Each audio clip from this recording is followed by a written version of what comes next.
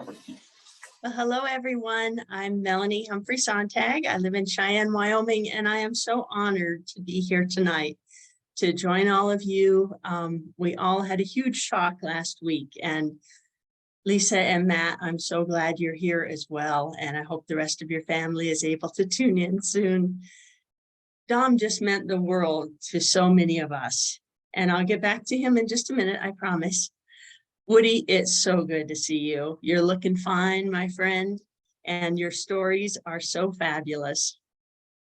And it's wonderful your daughter is here as well, because court reporting is such a family affair. And, you know, Dom was part of our family. He invited us to be part of his family. And you mentioned the 2004 literary Woody. I appreciate the apology, and I actually practiced the 2004 contest this afternoon.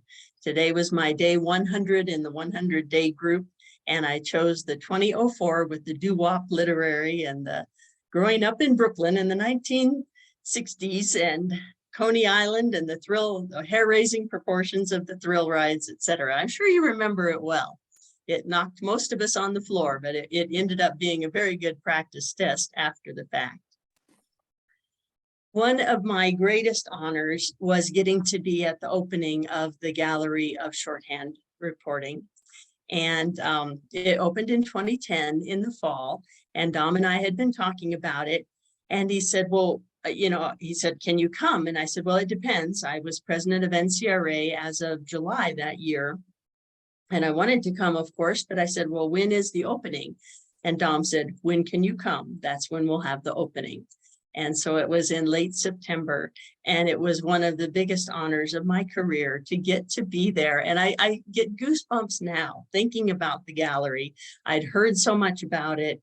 Linda Larson and I got there the day before, and Dom took us through, invited us to dinner at his home. With Matt was just a little preteen even. I don't do math because I'm a court reporter, Matthew, but you were younger then. And Lisa opened her wonderful home to us. And I met your Dom's sister, Paula.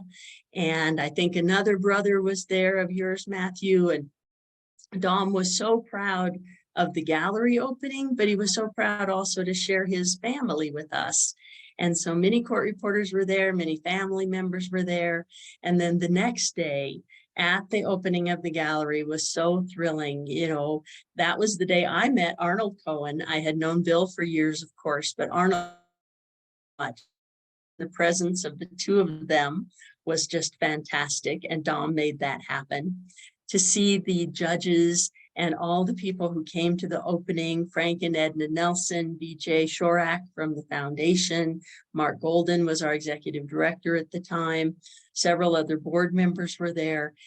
And it was Dom's idea to create this legendary place to celebrate our profession. And he was so proud of it, literally to the day he died. And he was so giving and loving about the profession.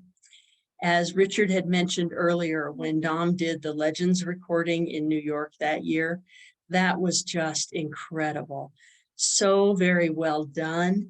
The guest list that he amassed of the people to interview was so well done. And again, he had Ed Varallo, he had the Cohens, he had the Charets, he had Catherine Thomas.